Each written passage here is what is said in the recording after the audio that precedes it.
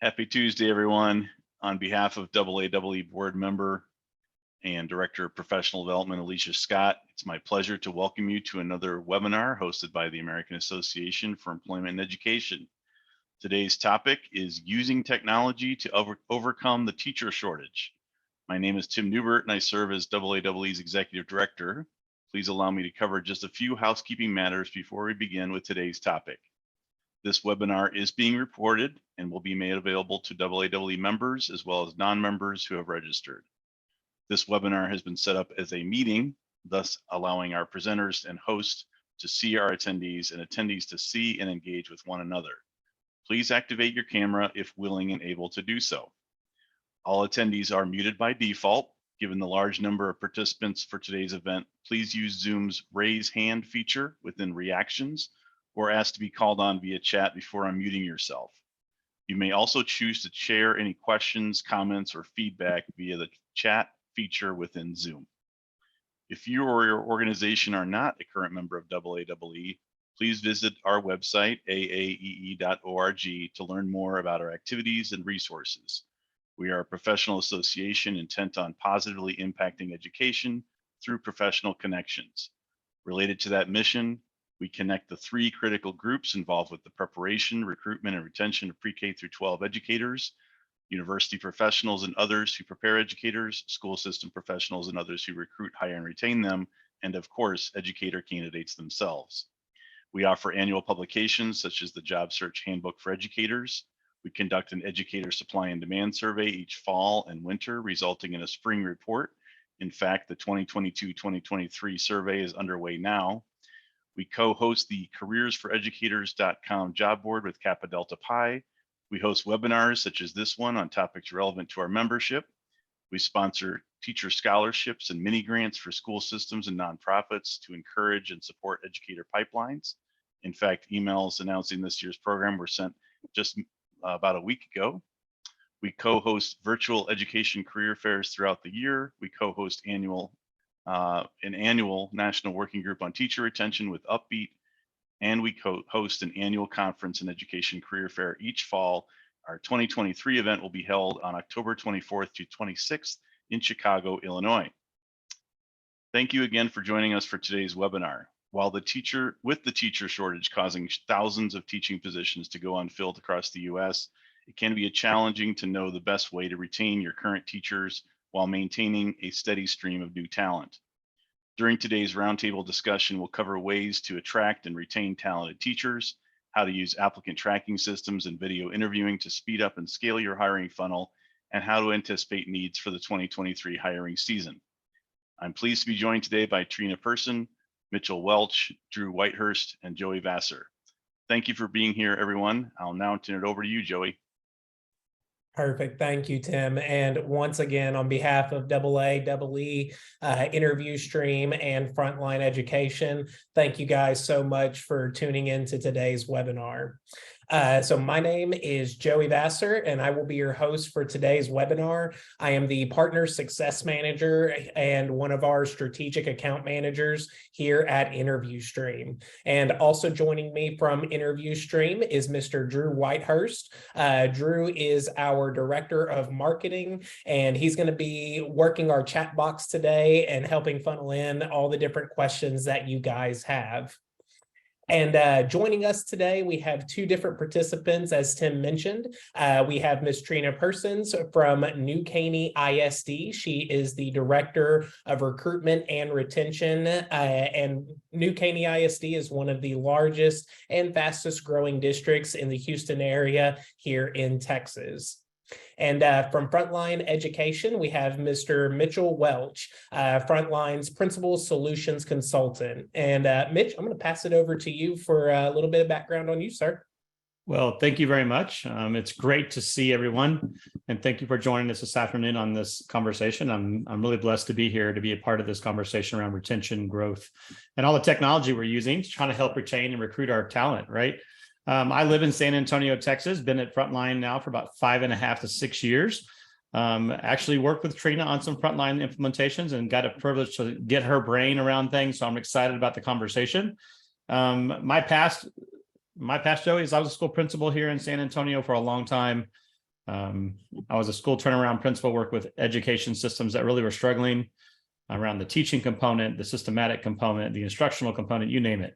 But the recruitment and retention is always at the heart of what we do, right? And I'm here just to kind of just fuel this conversation and really talk about with this group what we can do right now around this topic. Absolutely. And thank you, Mitchell, for joining us today and co-hosting this event with me. Sure. All righty. So now we have the introductions out, and Trina, I have not forgotten about you, ma'am. Let's go ahead and get started for today. So we're going to start. Trina, can you give the audience just a little bit of background on your role and your journey into the position that you have now? Absolutely. Again, thank you as well for having me here. I always enjoy working with your team. Again, my name is Trina. I am the Director of Recruitment and Retention here in New Caney ISD. What that encompasses in a nutshell is recruitment for all employees. Primarily, obviously, my focus is teachers. But we know that the school doesn't work the way that it should without all of our other great employees as well. And so I work with other departments to come up with ways that might be a little more impactful for recruitment and those types of things. I also oversee our student teaching program.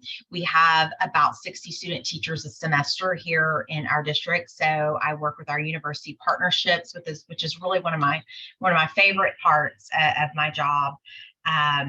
And all things HR, just really any other duties is assigned and all those things that play a part in that. I also am in charge of our education foundation, and we'll talk a little bit later kind of how that comes together in recruitment and why that's so important with incentives and things like that for our employees. So I have an opportunity to bring people in. And it's something that I take really seriously. I think about what I want those teachers in front of my students. And we'll talk about how interviewstream can obviously help with that. I was a principal previously in the district and in another district as well. So I was an elementary principal for a little over 11 years. Before I moved into this role. But recruitment was, of course, always a part of being a principal, and it was always one of my favorite things to do. And so I was really fortunate that I had administrators that saw my interest in that. And so when I came to this position, it actually wasn't a position. So I had the opportunity to kind of build that from the ground up. And so that's been exciting too, to be able to be that, that link for the principals in finding great teachers. Perfect. And thank you, Trina, for that. It sounds like you have your hands all in the weeds with everything from recruitment at all the different campuses. So Trina, kind of tying on to that a little bit, what are some of the challenges and trends that you've seen over the last few years with recruitment, especially since we're coming off the pandemic, districts going to a new normal, as they say? What are some things that you're seeing right now? So first and foremost, I will say, and I'm sure other districts can echo this, I believe that it's been harder to recruit and retain after COVID than during COVID. During COVID, there were lots of people that were staying put because there was such an unknown situation there. And so we've had to get really creative. And some of those challenges have been, you know, a lot of people kind of reevaluated their life, their career during that time at home. And some people decided they liked it better at home. And so we're not only, you know, competing with area districts. It's not just that anymore. We're also competing with outside industries. And I think that's something that has become definitely a new trend. Another trend, at least in our home state of Texas, is that student teachers, before it was kind of like, you know, they pick the district they want to go to, maybe it's their alma mater, that sort of thing. Now we have a big, you know, initiative to pay our student teachers And that's obviously not every district is doing that. Some are, some aren't, some have a grant, some do it locally, all those things. But that is a huge trend that really pushes back the way that we recruit and how purposeful we are with even someone coming in as a freshman in college, because it's not going to be long before they start choosing their methods classes and things like that for fill placement. And so those are kind of some of the top trends that I've seen as a recruiter. And Trina, I'd love to get your thoughts on something else I've been stirring around.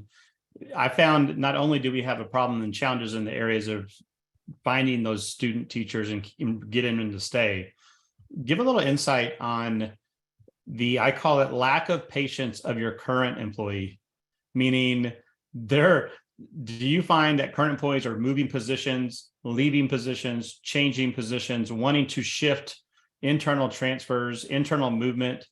I know a lot of districts that I'm working with are saying, what are we going to do with that? I'm getting someone that wasn't satisfied in second grade, now wants to go to third, or now is the patience is now becoming limited. They're not giving the long picture. They're not giving it a chance. So the movement's a lot more. They're not balancing, hey, I need to stay here to figure it out, but I'm going to go try something else now. Or I need to go move another direction. Or I'm going to try, I don't like this environment as much because I don't like the way they're setting up. So I'm going to go over here. Are you finding that kind of movement at New Caney? Are you seeing yourself deal with that a little bit? Yes. I think what that boils down to, and when we see that, is I don't know how anyone that knows me knows that I'm pretty forthcoming when it comes to I'm passionate about this and my thoughts on this, but teachers have needed to have more say for a very long time in owning their career and how important their career is to our society. And I think the world woke up and saw that when we were locked at home and the teachers were the saving grace of what was happening. I think the market is such now that teachers have so many more options. And it kind of goes back to what I said earlier about not just competing with other districts. So kind of to speak to what you're asking specifically is I do think there are more options, and, there's definitely an idea of, maybe trying something new. I think during that time that we were locked down, a lot of people had maybe more time to, now not recruiters because we didn't have that time, but other people had time to kind of explore maybe something they normally wouldn't have had the time to explore. Yeah, I think that's it's just a different way to look at it, I think, right? Mm-hmm. Just something that I want to challenge the whole group, right? We always tend to look at recruitment from bringing in outside people in, but I also think there's a new way we need to start looking at how do we keep our brand up, keep our brand positive internal, so that movement becomes satisfying. The growth is around their job specific. That helps our retention model, right? When our employees stay and can grow and can have succession, can move within our district with that choice and with the tools we're going to talk about, right? Just positioning those in both ways. And I think later on, I know we'll kind of get to this, but we have absolutely had to rethink some of those incentives for retention. Retention is a huge animal. Sometimes a scarier one than recruitment. Probably, I would say for me, at least it is.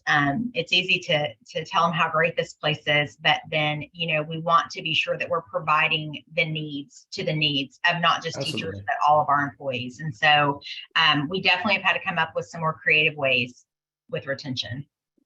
Perfect. And Trina, kind of just piggybacking on that, since we're talking about retention right now, what are some of the things that you're doing to keep the staff on board right now, or moving them around to somewhere else in the district? Sure. So just to kind of build a picture, New Caney is one of the fastest growing districts in the Houston area, if not Texas. Now we are just exploding out here, and it's been that way for several years. What is unique about our district is that we are surrounded by giant districts. I mean, we're not far from Houston ISD, Aldine ISD, Humble, Conroe. All of those areas, all of those districts are more than double our size, and we have over 18,000 kids in our district. So we're obviously, we'd consider a mid-sized district, but I say all of that to point out that we have to stay incredibly competitive, not just because we want to bring in the best people, but we also have to be very competitive with our salaries and stipends and things like that, because we are in competition with districts that are needing to hire triple what I need to hire in a hiring season in the spring. So one of the things for sure is that I stay in communication with my executive director and my superintendent, who truly just very supportive and listening to the trends that I'm hearing out there in the recruitment world. And that can be anywhere from, I mean, we do studies on custodial salaries. We do, studies on registrars. I mean, it can be anything that we see as a need. We're getting so many more businesses around us. And so we are very conscious of, the schedule is probably great for our child nutrition workers, for those that have kiddos, things like that. But we also realize that Academy is hiring across the street, and that we need to see what their hourly salary is. And I'm just being, you have to think that way, because you want to keep, your best people. So one of the things that we've done is just been very consistent with kind of monitoring those salaries, not just within other districts, but also just within industries around us that could be potentially competition for us. The other thing that we've implemented over the last, I guess we started in COVID and we've kind of fine-tuned it a little bit, our retention stipends. So twice a year, our employees receive a stipend for retention. We have that stipend, as well as a stipend for example, if you're employed by a certain date, then you get a little stipend at Christmas, and one in May, one close to the end of the year. And those have really been uplifting to employees. Those types of things that say, hey, we've gotten to the point that we've kind of looked at our budget, and this is what we can do now. And those are nice surprises for them. The other thing that we're doing, again, I mentioned student teachers, that is, we are now, we pay our student teachers $75 a day. I saw that question pop up in the chat, so thought I'd get there. $75 a day. And I kind of feel, I look at that as a couple of things. It's almost like their signing bonus in a way, if you will, because that's a big competition thing as well, or those signing bonuses. But also I feel like we're investing in them in another way. We have so many first generation college students now, and it's so difficult for them to go and wait tables or go work retail or whatever it might be after they've taught all day long. And that's what they're doing, is they're in a room, and by the time they get to the end of their student teaching, they're teaching the class. And so of course with supervision, but still, and so we see that as a way to invest in them. We're doing things like issuing them a laptop. That might not seem like much to some, but they probably don't have a nice new laptop to use. We're looking at how we can help them with fingerprinting, things like that, so that we can just start early incentivizing, if that makes sense. And in December, those graduates that were student teaching with us, we were able to place every single one of those for January because of our growth. And I feel really great about that they wanted to stay, all of them, and many of them wanted to stay in their own That's campus. Awesome. Another thing that we do is we offer, circling back to the Education Foundation, we offer employee scholarships. So that was another thing that we implemented to help them go back to school. We have people in all departments that apply for those. So we've been able to give out employee scholarships twice a year. And, Mitch kind of mentioned about, giving opportunities within the district to kind of help people stay, that the people that we already have. And so I think we've really been looking at ways to build that leadership capacity. Not everyone will stay in the classroom always. And so we try to look at ways that we can implement positions that aren't just like you have to be a principal or an assistant principal, but there are other ways to build that leadership capacity. And lastly, I think most importantly about retention is every year now I'm doing a survey. that we send out to, usually it's a winter survey. I send that out to all employees to get their feedback. And I can tell you, our superintendent, he wants to know what are the top 2 things that are most important to the employees. And that's how we make decisions for that next school year. So I'm going to piggyback. You said so. I'm writing notes down here. You've said so many things that I want to pick your brain about. Trina, just some thoughts, right? Just to the group also. There's a combination here between retention and recruitment.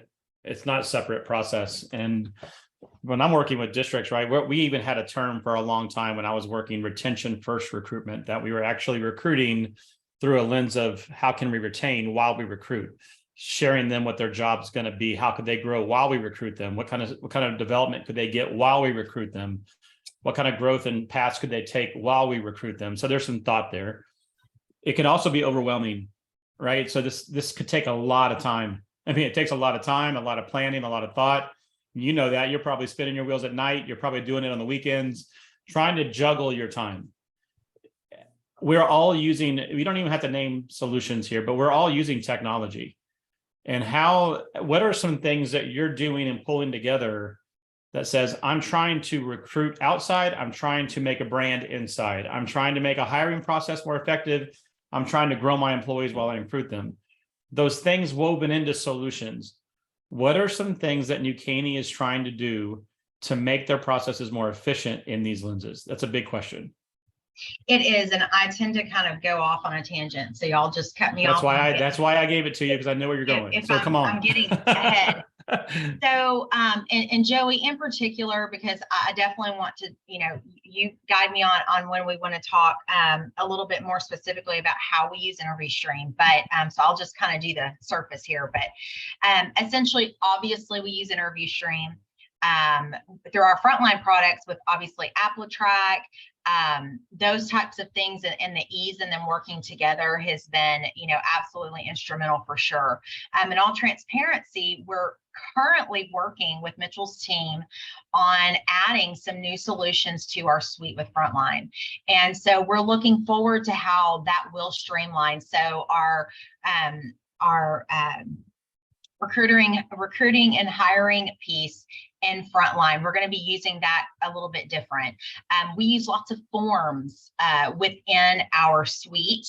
I use them a lot for recruitment for different things, everything from scholarship applications to, student teacher forms, things like that. And so with adding some of the new things in, we are with Frontline Central, recruiting and hiring, all of those things. We were functioning with all of those before in different areas, but what we're trying to do now is streamline a little bit so that once we hire someone, it's going to go just straight through, and we're not going to have multiple steps and different platforms and all of those things. And so really, we are just growing at such a rate, we cannot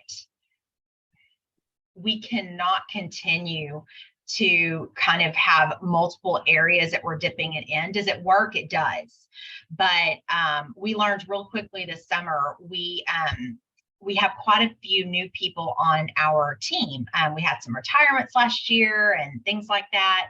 And so with that, we kind of just, said, what, we've got to really look at some of our processes with a new team, what a better way to start teaching them, kind of a new way of doing things. So in a nutshell, we do use the technology primarily in Frontline. InterviewStream is our sole source of those online interviews. Our district is also a Laserfish district, and so we also utilize Laserfish, Skyward, those types of things. And as we're giving your answer, and just give some context to the group for y'all to think about and take away, there's so many ways to use these solutions. Mm-hmm. And I want to challenge you, don't take a manual process and try to make it electronic. Does that make sense to the group? Don't try to replicate a paper process and try to make it electronic. It'll be the same process, just in a screen version. Use the solutions and the value they bring and think differently to challenge your own processes. That's number one. Second is always look at, when you make a solution, look at oversight versus insight. Does it give you oversight and you can see big picture data? But at the same time, if I dug in, can I get individual data? Can it give you both? An interview stream and Frontline. And if you look at those solutions in that manner, it can give you oversight. It can give you insight in your day-to-day task and your leadership task. And both groups can be one place, not siloed, one place getting the same information. So your retention and your recruitment are in the same place. And your internal and external are both being hit. It's a big task. But I throw that out just for you to think about it and kind of mull over, because as we go to the details here of how she's using these products, especially Interview Stream, I'm anxious to see how she's using them too. I can't wait to hear. So, but I just want to let the group kind of mull these things over because it's easy to get siloed. And if you're siloed, you're just causing more work. No, absolutely. Absolutely. And again, for the group, if you guys do have any questions, please drop those into our chat bar. We do have our team monitoring those. We'd love to inject the questions that you guys have into today's conversation as well. And Trina, kind of piggybacking on everything that was just said with you and Mitch, how are you currently utilizing Interview Stream and Frontline services in your recruitment? What are some of the improvements that you've seen? And third, have you heard any kind of feedback from your current staff that has gone through this process, what they're seeing, what they're liking about your new recruitment? Sure. And again, to be honest, Mitch can tell you, we are literally in the thick of that transition on some of these things. So we actually have not even pushed that button to go live yet on some of them. So some of that, the jury's out. Well, if you guys have me back again, I can share how we kind of we walked through that together. So currently, and I always preface things with this, I know that there is always a better and a more efficient way to use anything. Joey and I have talked for years now on pulling the trigger on doing auto invites and texts and all of these different things that we can do with the program. So before we start anything, I am a control freak. And so that is a problem with part of this and how we are not necessarily doing some of the auto invites and things like that. But essentially what we do, the goal of when we first purchased Interview Stream was actually before COVID. I saw the platform. I liked what I was seeing. Joey and some other of his coworkers, talked with us about it and were so patient with all of our questions. And really at the beginning, my first thought was, I don't know that people are going to record themselves. I don't know that people are going to want to do this.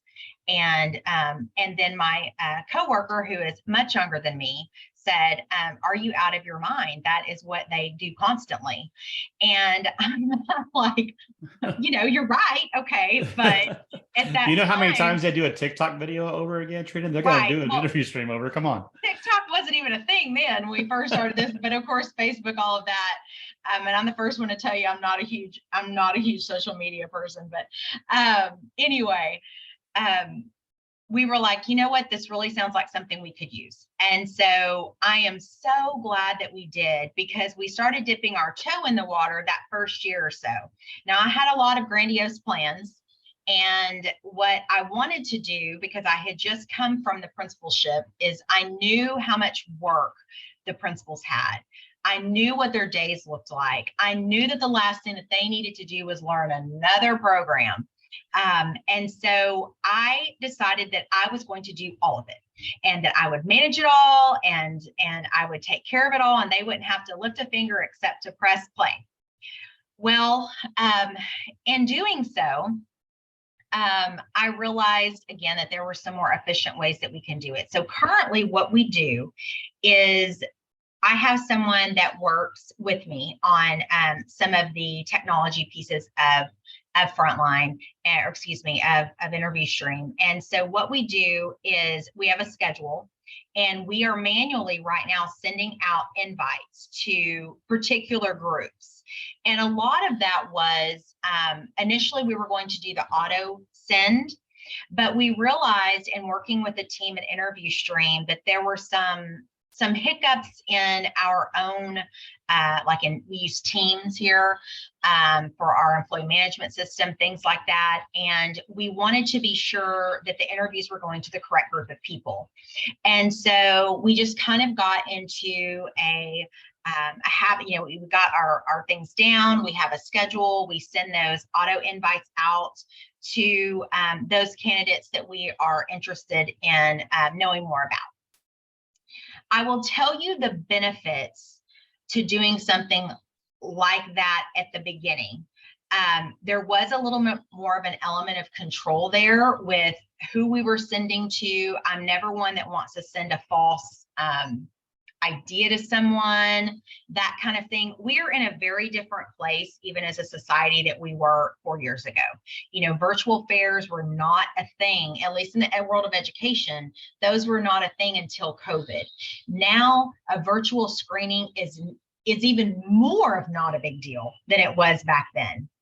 And so what we're looking to do is, once we go with our full transition with Frontline and our new products that we're going to be using, and again, we haven't even gotten to this point, but we felt like now that would be a better time to kind of wait until we have all of those things cleaned up, and teams and roles and all of those things, so that we can make sure that our process is super efficient. Because at that point, we are going to send out our auto invites. We are just at a place where it just, we're there. I feel so comfortable with the program now. That being said, we only send out invites to teachers. We send them to paraprofessionals. We send them to our newest one that we started to utilize this year is substitutes. And that has been a game changer, having our substitutes do those videos. I know there's a sub shortage everywhere as well, and it has really helped to expedite our process because we interview our subs. I know a lot of districts don't, but we do. And we were doing in-person interviews. And when you have 400 applicants for sub, you need something in between to help screen them. And so I created a series, an interview series through InterviewStream for us to send out to our substitutes. And it has been such a huge help.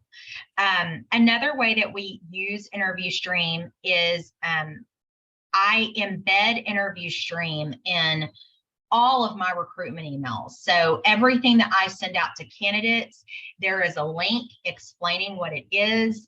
They get really excited about knowing they're going to have a screening interview. It's really how you market that to them. And I know we'll probably get a little bit deeper in this later, but there is not one job fair that we have, not one, and I mean in-person job fair. There's not one group that I send to university candidates or alt-cert program candidates where I don't embed this option for them to participate in an InterviewStream video. We don't require it, but it is highly encouraged. And again, I do that through my marketing of why it's so important for principals to get to know you a little bit. So Trina, can I ask your opinion on something? Sure. Just for working with districts, and I'm on the frontline side, right? So we're working with districts on how to position this tool differently and better. We're seeing this InterviewStream really help the district with establishing their culture, their brand, establishing what's expected up front.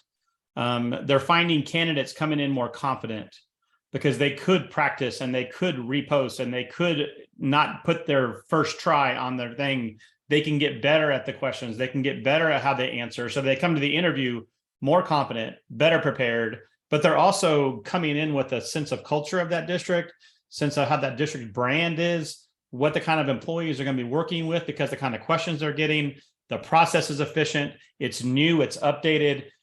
Guys, this tool is a branding tool. It is a reflection of your culture and your district of how they're going to do your processes. If you don't think that's going to help you retain them, you're foolish, because it's the first thing they see around your district, and it is an immediate piece that says this is what New Caney is doing. This is how we treat and how we ask. These are the kind of questions. Here's what you're preparing for. We want you successful. Here's a tool to make you successful when you walk in the door. We're not looking for mistakes. We're looking for your strengths. Is that, I mean, do you agree? What does that hit with you on what you're trying to do with this tool? I'd be curious just what your thoughts are on that. It does. It's a hook. It's a hook. Oh, it's such a hook. For them to, I agree with you for sure. They're seeing that we're abreast of technology, that we're innovative, those kinds of things. I absolutely don't ever want to lose that personal element, which is yes, why ma'am. it is important to me that in all my, my recruitment emails are really detailed. Like, this is how you apply. These are the pools that you should concentrate on. And then there's a little section at the bottom about once you apply, email me and let me know, and I'm going to send you a link for a screening interview. Well, immediately, what does that do? Mhm. It motivates them to finish and to email me, because they've got a direct line They have contact to me. And Mhm. and I'm certainly not the one that, I don't tell principals you have to hire this person or this person, but really it's about opening that line of communication with them. And as far as like you're talking about having them fine tune it, I am one, I absolutely let them know, look, if the cat runs across the keyboard, if someone slams the door, it's real. just email me and I will resend either the question or the group of questions, whatever it is. And you can kind of see them, relax. I also make sure that I let them know in that, for example, the recruitment email, I tell them all the directions will be included in the link. You will be guided through this process. And that was one of the mistakes I made when I first rolled it out, is I wasn't including that little clause about you'll be guided through the process, because what would happen is they'd get the link and before they'd even click on it, they'd call me or they would email.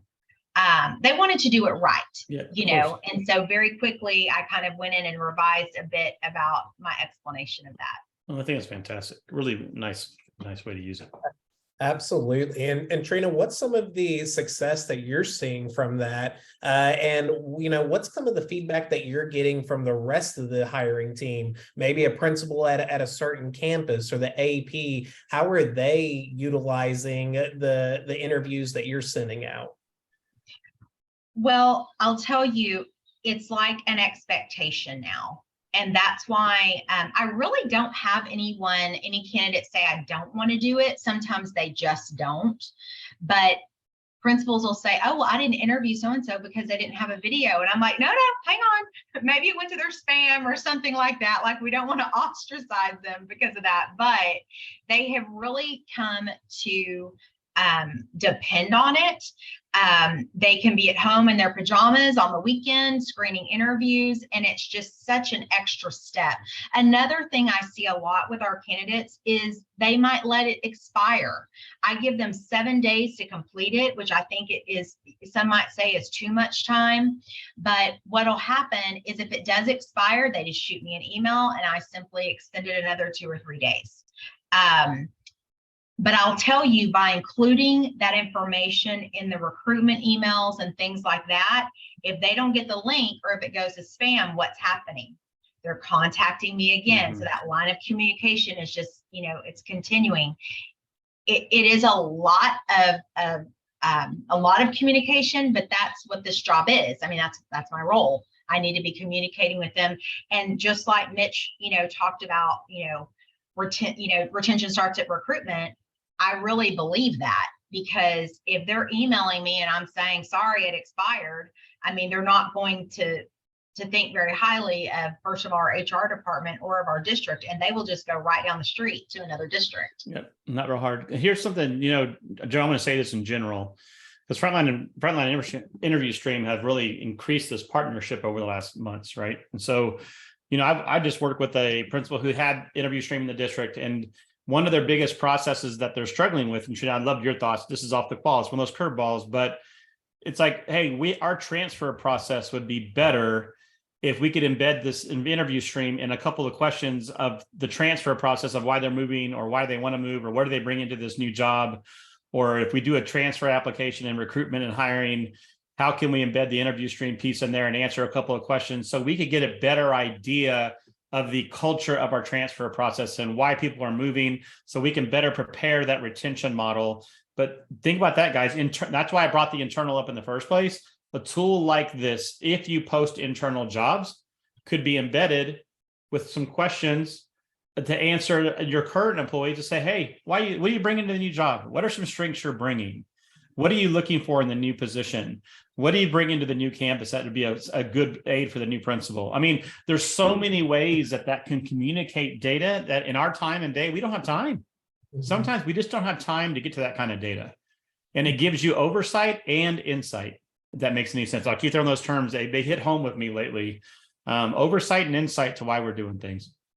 No, absolutely. And Trina, can you talk about some of the ways that you're increasing your candidate pool just with the Frontline Solutions interview stream? What do you see that's working really well? You know, I think, and I know I've said some of this already probably, but that part about communication, you know, it's one thing to be really technology driven. Efficiency is, we all know that we can all improve on efficiency, but if you take out that personal component, at least in our field in education, I think that's where, you know, really where you shoot yourself in the foot. And that's why I think there's just that balance of utilizing a platform like this that can be so innovative, and it can help principals save time, and they can even share these with their team. So those of you that are listening to this and considering it, you can, you know, a principal could bring in their leadership team to look at a screening video to help choose applicants, you know, things like that. To increase the candidate pool, aside from just that constant communication, is really get creative, you know, sit down with your teams and talk about what else can we do. I'm really big on know your audience, like who are you trying to reach? I know it sounds crazy, but there are a lot of things within social media that are, so for example, if you're recruiting for your auxiliary departments, we have some pages, some Facebook pages around our area that we know that are really, that they follow a lot. Maybe it's New Caney ISD parents, or maybe it's New Caney ISD, you know, football booster club, or whatever it is. You know, if they'll let us in the page then, or into their room, then we post, you know, an announcement about a job fair. And again, that always includes interview stream, because we encourage them to complete that video before they attend the event. I think another huge thing this year that's kind of opened my eyes, we had, like I said, an interesting summer because we had a big shift in some of our team. And our wonderful HR coordinator, Taylor, had a beautiful baby boy over the summer. And so I learned a lot more about certification than I even knew before. And I thought I knew quite a bit. But I think, again, communicating with potential employees about routes to certification. Because unfortunately, we do not, you know, we have a lot of candidates that are not fully certified. And I spent lots of time this summer on the phone with those candidates, but it was such valuable time. It didn't feel like it this summer, but it did pay off, because they needed just kind of help walking them through what are the next steps for certification. And so again, that increases our candidate pool, because now I've brought them in. I've said, look, I'm going to help you with this. Maybe you're not ready to be a teacher just yet, but go on. I'm going to send you a link to our substitute pool. I'm going to send you this link, and that still stays in their profile. So even when they're able to apply for teacher, it's even kind of fun to see, okay, they did this video for substitute. Now they've student taught, and now you can see them as a teacher and have their answers changed very much, you know, things like that. So there's all kinds of creative ways that you can use that. Trina, did I hear you're using interview stream before like a job fair event? Yes.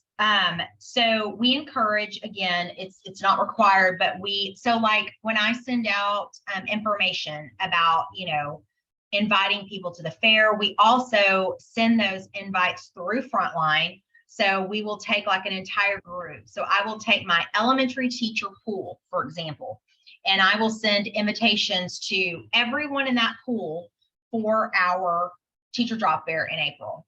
Within that invite, I can embed in there or in one of my personal emails to them. I just embed, we hope to meet you. Another great way to meet principals is to do our screening interview, and, just kind of do it like that, because they automatically come into the fair more confident that they've gotten a leg up, and they really have, because if principals have had time to look, then they recognize them. I think it's really, really smart to start catering that communication for that way, because if you have a principal looking for a job at a job fair or a hard to reach position, and I could have an insight into that person before they come up into that event, just because that person is going to be a little bit more comfortable on this, just being by themselves. I'm going to get a little bit of different picture than they're going to come trying to be face to face with me.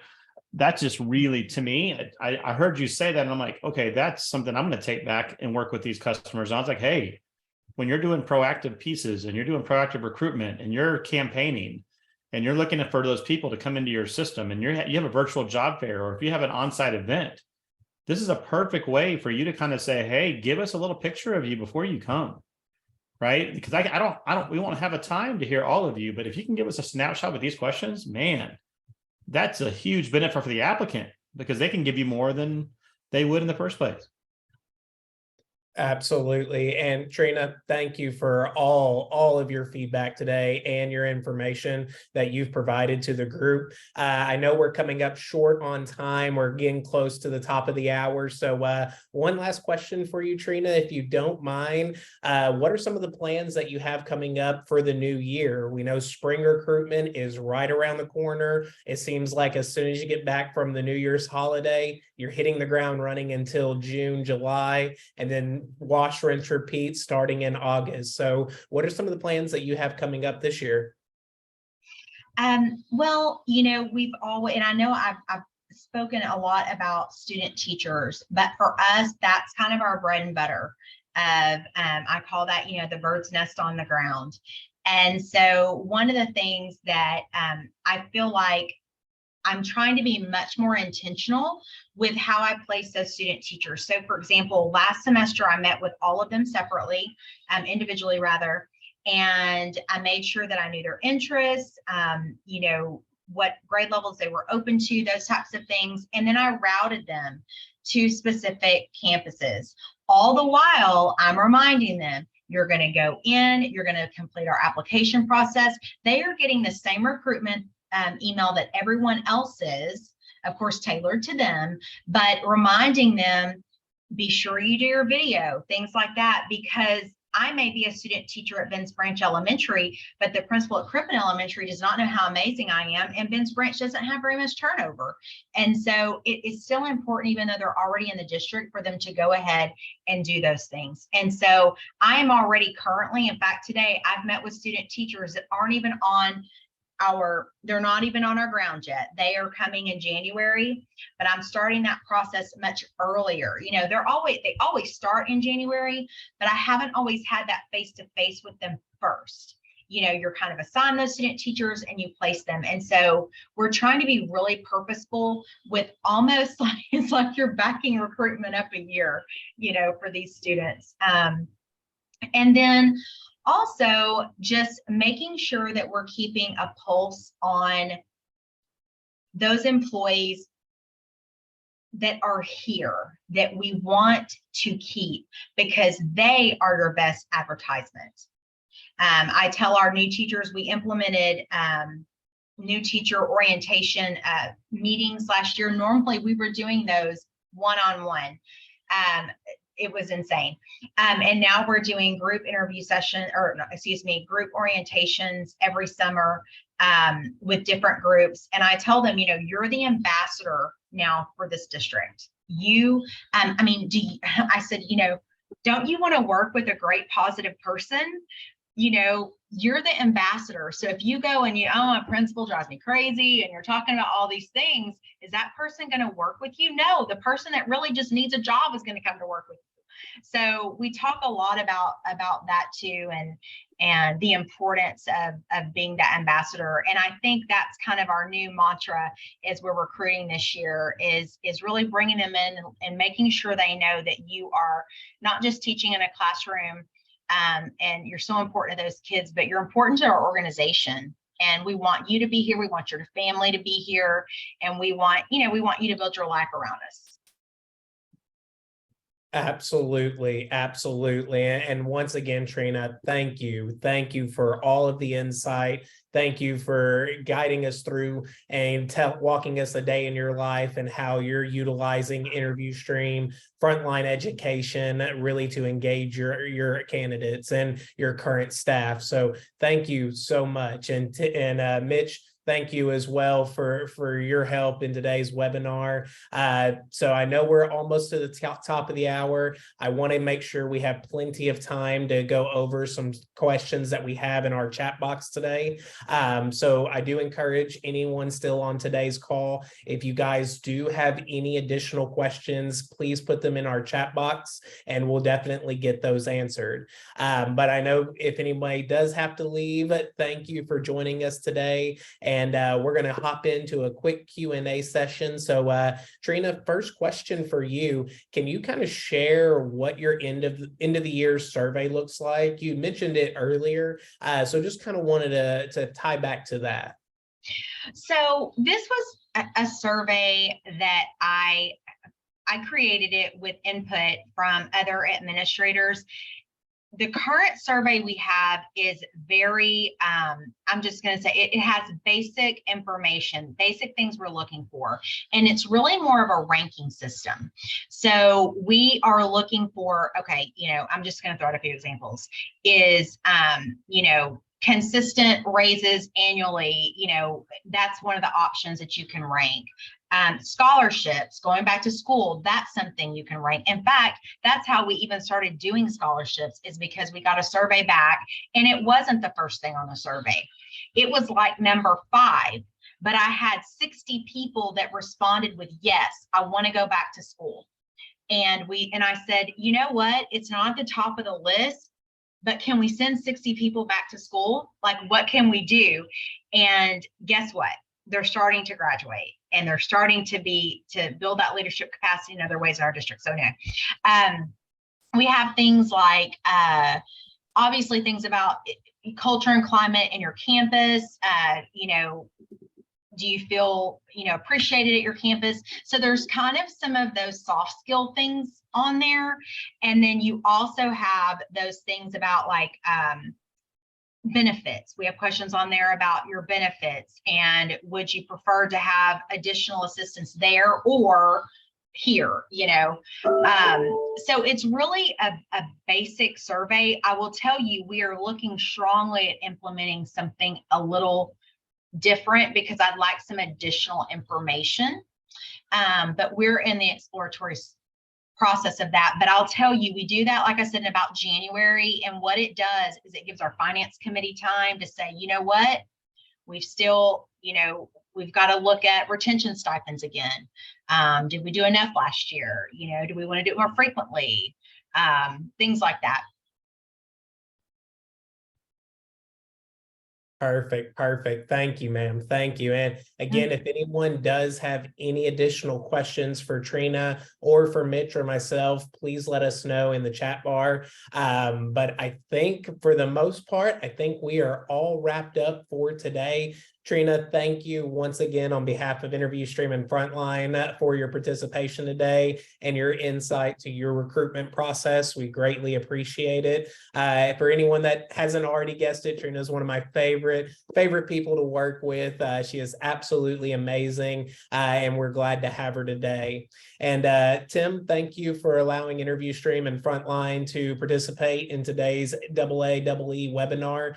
We greatly appreciate your partnership, and once again, Mitchell, thank you as well for your insight, your tag team in this webinar today. And I'm me personally looking forward to growing the partnership between Frontline, InterviewStream, and you and I together. So thank you once It's again. been fun. Thank you, Trina. Thank you for putting up with the Yes, questions. thank you guys. I appreciate it. Absolutely. Well, I'm going to pass it back over to Tim to wrap us up for today. But again, on behalf of everyone here, thank you for joining us. Thanks, Joey, and thanks, Mitchell and Trina. I really appreciate all of you and appreciate everyone's time for attending. This session is being recorded. It has been recorded. And once it's ready to go, we will get it out to you. So look for that in your email soon. So thanks again, everybody. Really appreciate you. Have a great day. Have a great holiday and New Year.